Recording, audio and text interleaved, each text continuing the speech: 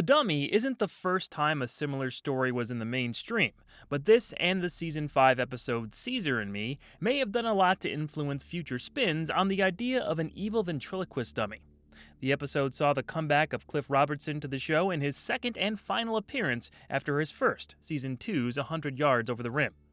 The Oscar and Emmy winner's turn as ventriloquist Jerry Etherson is likely the more memorable of his two characters, and it's easy to see why when you watch this episode back.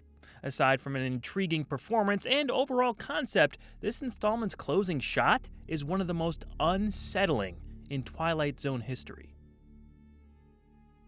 Jerry Etherson has a popular ventriloquist act at a small club in New York City. He and his dummy Willie don't have a problem making audiences laugh, but there's something darker going on underneath the surface. Jerry thinks Willie is alive. However, he can never prove it, which has called into question his mental health in recent years. Jerry's agent Frank sees that his client is drinking again and is sick of covering for all his missed shows. They have a blow-up that ends in Jerry deciding to use his other dummy, Goofy, from now on, and locks Willie in a case in his dressing room. After a successful performance, Etherson decides to leave town and take his new act on the road. On his way out of the club, he starts to hear Willie's voice in his head, beckoning him back to the dressing room. Serling based this script on an unpublished short story by Lee Polk. However, he was said to have also been influenced by a segment in the 1945 anthology film Dead of Night. There, a ventriloquist named Maxwell Freire believes his dummy Hugo to also be alive.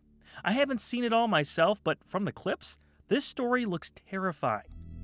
The other influence was an episode of Alfred Hitchcock Presents called The Glass Eye, involving another ventriloquist and dummy with a kind of similar-ish ending twist.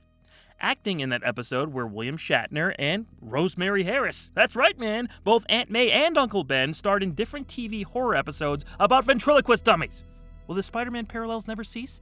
It's too bad Scarface is a Batman villain, otherwise we could have gotten really weird with this. Abner Bieberman directed his first Zone here, and I think he really made his mark. This episode starts off standard enough, with little hints of peculiarities with Willie and some well-done character scenes between Robertson and Frank Sutton. Willie's alive! He's a dummy! He's the black or wood! Look at it! Does this thing look alive to you? Well, does he? But things slowly get stranger until the camera work and lighting completely change when Willie's voice grows more prominent. I love how that whole back alley sequence looks. The shadow of the dummy fits in perfectly before things really shift. Gorgeous, heavy shadows put us in the right mood, and even some light shaky cam sneaks in there once Etherson is back in the building.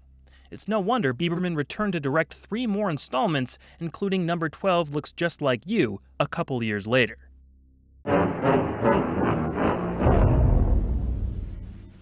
Continuing to hear Willie's voice and even seeing his shadow in the alley, Jerry tries to distract himself by asking out a coworker.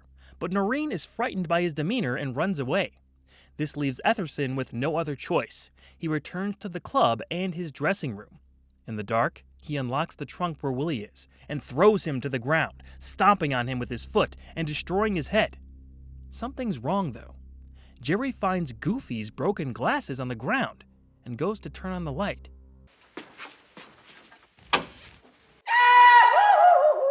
Oh my god, he killed Goofy!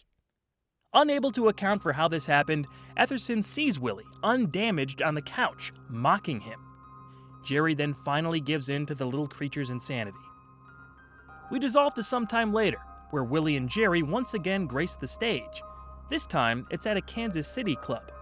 Only, the act's a little different this time.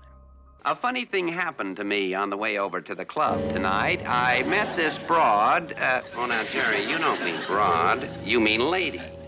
Oh, look, chum, you just write the jokes and I'll tell them, okay? Holy shit! You want to talk about nightmare fuel? This could keep you gassed up for years. It's not just the reveal itself, but the slow swinging around of the camera until we see Willie in human form turn right at the camera and stare into your soul worse than a Nicole Kidman AMC Theaters commercial. My God, that is creepy. Credit to Abner Bieberman, cinematographer George D. Clemens, the makeup team for some subtle additions, and the lighting team for the shot, George Murdoch for that chilling smile, and the props team for the Jerry dummy. Yes, behind the Willie reveal, we see that Jerry has become the dummy. Buck Houghton talked about what a difficult process this was in an interview with Mark Zicree. Described as a top man at Disney during that time, an artist known as T. He was brought on board to make a caricature of Cliff Robertson. Once that was done, William Tuttle and his people were able to craft a believable-looking face for the audience to recognize in the last shot. It's not as blood-curdling as Murdoch's part, but seeing our main character reduced to a smiling block of wood made for a twisted finale. I might be reading into this a little too much, but the episode may have been suggesting Jerry was never really in control in the first place. We do hear Willie's voice coming out of his mouth on stage during a bit in the intro. On the other hand, the dummy directly says he's just repeating back what Jerry's always filled his head with. So who's real and who's not? Maybe the answer is somewhere in the middle. You made me real. You poured words into my head. You moved my mouth. You made me what I am today. I mentioned earlier the similar episode Caesar and Me from Season 5. They actually reused Willie for it. It's the exact same dummy. Funnily enough, both this and the Jerry dummy are in the care of David Copperfield at his International Museum and Library of the Conjuring Arts in Las Vegas. On a final note, it's cool as hell to see Rod just enjoying the show and the audience for his narrator part. It's one of his more fun on-screen appearances this season. What a guy.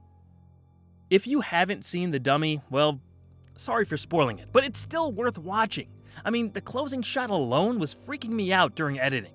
That's one face I never want to run into. In or out of the Twilight Zone.